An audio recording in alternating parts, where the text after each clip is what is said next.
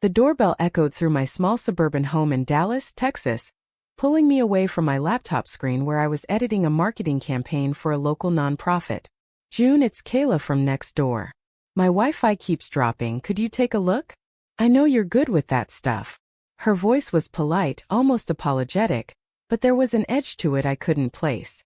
I grabbed my toolkit and headed over, thinking it was just another neighborly favor for the 53-year-old widow who had lived beside me for the past 6 years.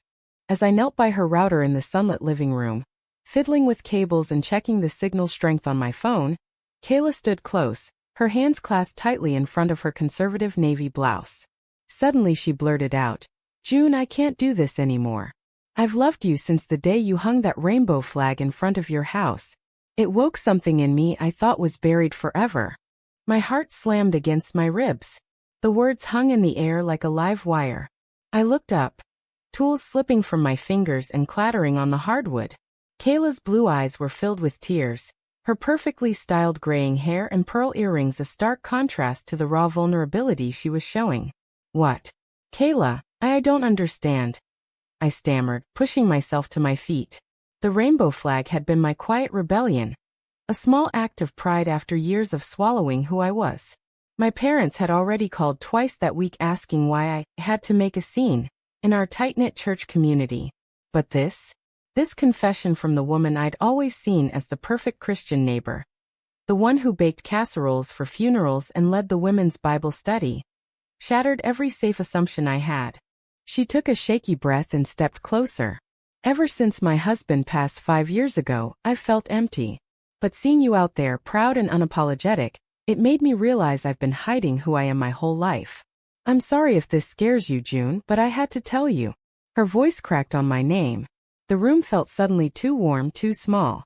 At 30, I had finally accepted myself in private therapy sessions and late-night drives, but my family, strict Southern Baptists who measured worth by reputation and Sunday service attendance, still believed the flag was just supporting diversity. I didn't know how to respond. Part of me wanted to bolt back to my house and pretend this never happened. Another part felt a dangerous spark I had never expected from someone twice my age. "Kayla, this is a lot," I managed, guiding her gently to the floral couch. We sat for what felt like hours as the afternoon light slanted through the lace curtains. She told me about her youth in a small Georgia town where girls like her learned early that certain feelings were sins to be prayed away. She had married at 22 because it was expected, raised 2 sons who now lived across the country, and buried every doubt under layers of church potlucks and volunteer hours. The flag had been her breaking point. "I watched you hang it that morning," she whispered. "You look so free." And for the first time in decades I felt seen. When she reached for my hand, her palm was warm and trembling. I didn't pull away. When she leaned in and our lips met, soft, tentative, tasting of chamomile tea and years of unspoken longing, it felt both terrifying and inevitable. But reality crashed back immediately. I pulled away, heart racing. I need time to process this. My family, they wouldn't understand. They can barely handle the flag. Kayla nodded, eyes downcast, but the relief on her face was unmistakable. She had carried the secret long enough. I left her house as the streetlights flickered on, the suburban cul-de-sac quiet except for the distant hum of sprinklers. My mind spun with questions I wasn't ready to answer. How long had she felt this way? What would my parents say if they ever found out? And most terrifying of all, did I feel the same pull? The confession had cracked open my carefully balanced life, and I knew nothing would ever be the same. Little did I know, that single afternoon was only the spark that would ignite a firestorm no one in our quiet neighborhood could escape. The next morning I woke to the smell of fresh coffee, and the weight of Kayla's words pressing on my chest like a stone. I stared at the ceiling, replaying every moment in her living room until my phone buzzed. A text from Kayla. "Thank you for listening yesterday. No pressure. Just wanted you to know I'm here if you want to talk." Simple, careful, but the emoji heart at the end made my stomach flip. I typed back, "Coffee later?" before I could overthink it. By noon we were sitting in her sunroom, the same room where she had confessed, only now the air felt charged with possibility instead of shock. Kayla poured iced tea from a pitcher with lemon slices floating like tiny suns. She looked younger in the daylight, laugh lines softening her face as she talked about her son's latest texts and how she had started journaling for the first time in 30 years. Writing it down makes it real, she said quietly. And real is scary, but it's also the only way I've felt alive since you. We talked for hours. I told her about my own journey, the college girlfriend I never brought home, the nights I cried in my car after family dinners where my mother praised good Christian girls who married young. Kayla listened without judgment, her hand resting lightly on mine. When the conversation lulled, she asked if I wanted to see her garden. We stepped outside into the backyard where roses climbed the trellis and a small bench sat under an oak tree. For the first time I noticed how private the space was, shielded by tall hedges from the street. She turned to me, eyes searching. I don't expect you to feel what I feel, June. But if there's even a chance. I kissed her then, deliberately this time, no hesitation. It was slower, deeper, and when we pulled apart we were both smiling like teenagers. The rest of the week blurred into stolen moments, late-night texts that made me laugh out loud, a quick lunch in her kitchen where our fingers brushed too long, a Sunday afternoon walk in the park 2 towns over where no one knew us. Each time I left her house I felt lighter, freer, until the guilt crept in. My mother had left 3 voicemails about the flag still flying. People are talking, June. Your father's deacon friends are asking questions. Then came Thursday evening. I was leaving Kayla's after another quiet dinner when Mrs. Hargrove from across the street slowed her car and waved. Her eyes lingered a second too long on the way Kayla stood in the doorway, hand raised in farewell. The next morning my sister Emily texted, "Saw you at Kayla's again. Everything okay? Mom's been weird about the flag." My stomach dropped. The rumors had started, small and innocent for now. But in our church-centered neighborhood, innocent never stayed innocent for long. That night I lay in bed staring at the ceiling, heart pounding with equal parts joy and terror.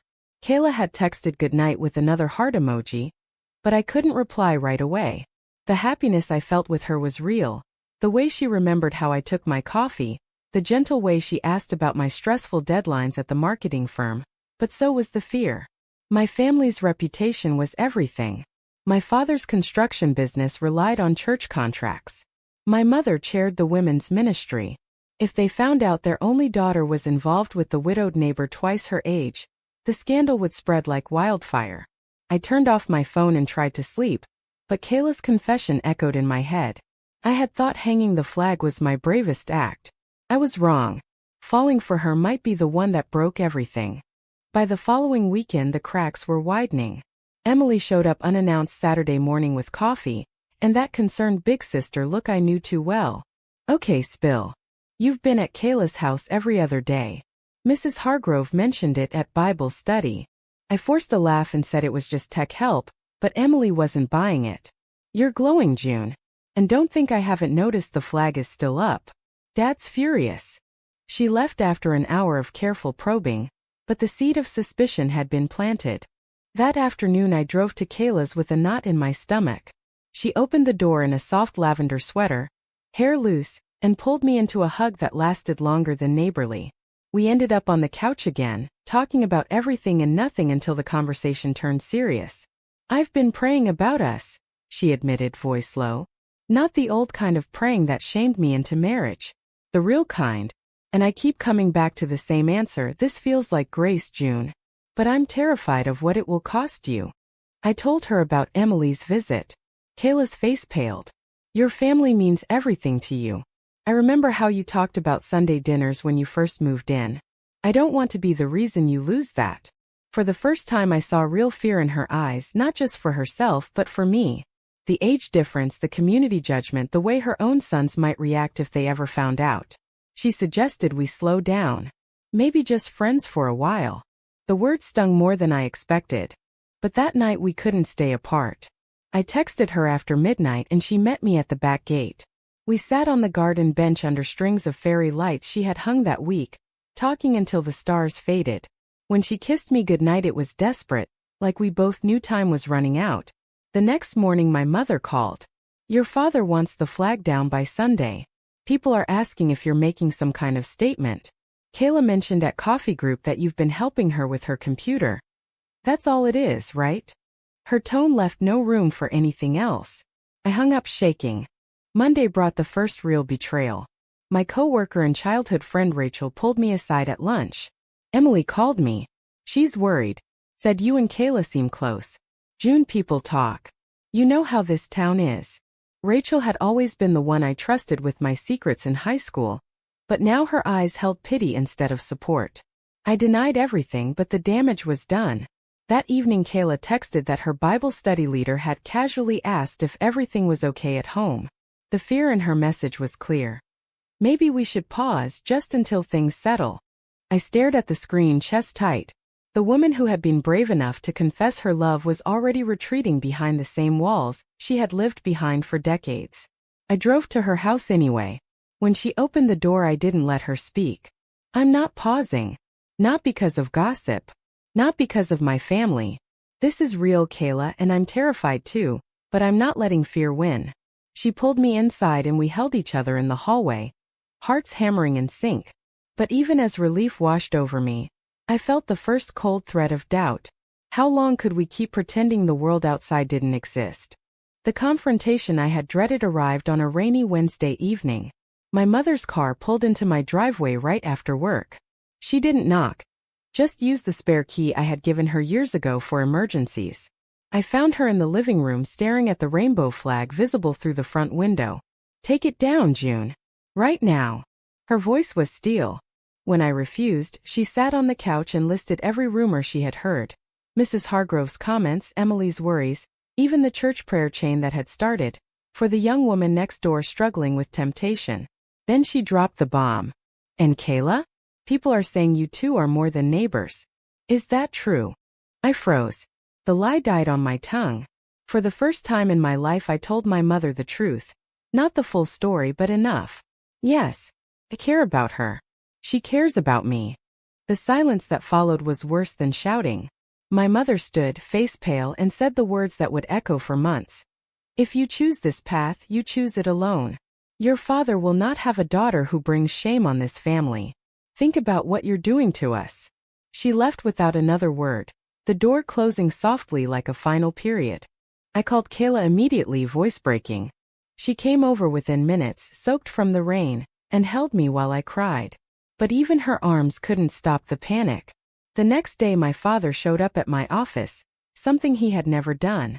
In the parking lot he told me the family construction business had lost 2 church contracts because of questions about my lifestyle. Fix this, June, he said quietly. Or don't come to Thanksgiving. The threat landed like a punch. Kayla and I spent that night talking through every possible future. She offered to move away, to pretend it had never happened, to protect me. I've lived half my life hiding, she whispered. I can't ask you to lose everything. Her willingness to sacrifice us hurt worse than the family pressure. I saw the fear in her eyes, fear of being labeled, of losing the respect she had built over decades. When I told her I wouldn't let her walk away, she cried for the first time in front of me. The betrayal wasn't intentional, but her doubt cut deep. By Friday the neighborhood felt different. Curtains twitched when I walked to my car. My sister stopped returning texts. At work Rachel avoided eye contact. The isolation settled in slowly, like fog rolling over the suburbs. Kayla suggested we take a weekend trip to a cabin 2 hours away where no one knew us. We drove there in silence, hands linked on the console, but the weight followed us. That Saturday night by the fireplace she said the words I had been dreading. Maybe your mother is right. Maybe I'm too old, too risky for your future. The crack in her voice told me she didn't believe it, but fear had won another round. I left the cabin early Sunday morning, driving home through rain that matched the storm inside me. The woman who had started all of this with a simple Wi-Fi call was now the one pulling away. And I wasn't sure I could pull her back. The following week was a blur of slammed doors and sleepless nights. My mother changed the locks on the family lake house where we had spent every summer since I was little. A silent message that I no longer belonged. My father's text was shorter. Business is suffering. Fix it or don't call.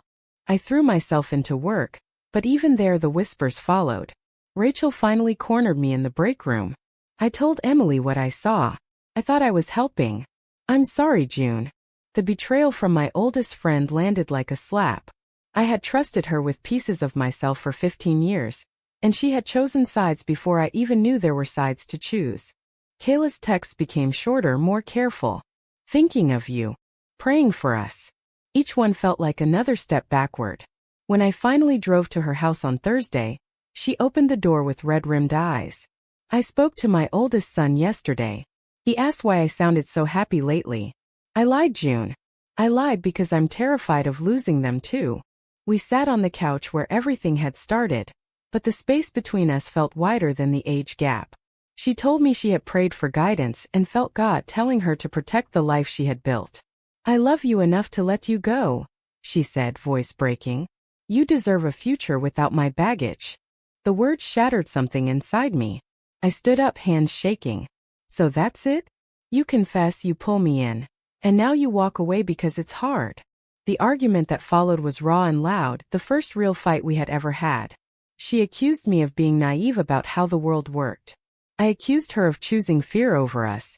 When I left, the door closed with a finality that echoed down the street. That night I sat on my porch staring at the rainbow flag still waving defiantly. My phone buzzed with a message from Emily. Mom's in tears. Dad says if you don't take the flag down and end whatever is going on, they're done. I love you, but I can't lose them either. Another betrayal, this one from blood. The chain of fear had spread from Kayla to my family to my friends, and I was standing alone in the middle. I didn't sleep.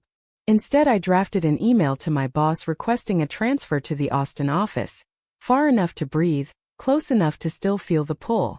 But every time I tried to hit send, Kayla's face flashed in my mind. The happy moments in the garden, the way she remembered every small detail about me, the courage it had taken her to speak the truth that first afternoon. By dawn I knew I couldn't run. I had to make a choice that couldn't be undone. Monday morning I drove straight to my parents' house instead of work. My mother opened the door, eyes widening when she saw the suitcase in my hand. I didn't wait for an invitation. I'm in love with Kayla. She's in love with me. I'm not taking the flag down. I'm not pretending anymore. The words came out steady even though my knees shook. My father appeared behind her, face thunderous. What followed was the confrontation I had rehearsed in my head for weeks. Raised voices, tears, accusations of selfishness and sin. My mother said the words that broke me. You are no longer welcome here. Not until you repent. The door shut in my face with the sound of a lock turning. I drove to Kayla's next. She opened the door in her robe, surprised to see me so early. I didn't give her time to retreat. I told them everything. I chose us, Kayla. Now it's your turn. For a long moment she just stared. Then she stepped aside and let me in. We sat at her kitchen table while I told her what had happened. When I finished, she reached across and took both my hands. I was wrong to pull away. I was scared, but I'm more scared of losing you. The relief that flooded me was so strong I cried. She pulled me into her arms and we stayed like that until the sun climbed higher. The weeks that followed were brutal but clear. My family stopped all contact. My father's business lost more clients, and the blame landed squarely on me. I lost the promotion I had been working toward for 2 years because the company valued family values. Emily sent one final text. I hope it was worth it. But Kayla never wavered again. She told her sons the truth over a video call. And while they struggled, they didn't cut her off. We packed her house and moved together to a small apartment in Austin where the neighbors minded their own business, and the pride flag flew openly on our balcony. Some nights I still wake up missing Sunday dinners and my mother's voice. The price was higher than I ever imagined, relationships I thought were unbreakable, a career trajectory I had sacrificed for, the safety of pretending. But every morning I see Kayla making coffee in the sunlight, gray hair catching the light, and I know the truth was worth it. She looks at me with the same wonder she had the day she confessed, and I look back with gratitude for the courage we both finally found. The Wi-Fi call that started everything feels like another lifetime now. Yet sometimes when the wind catches the rainbow flag, I remember the young woman who hung it and the older woman who found herself because of it. We paid for the truth with pieces of our old lives, but we kept the most important piece, each other. True or false? Family honor should never outweigh authentic love when the cost is your own heart.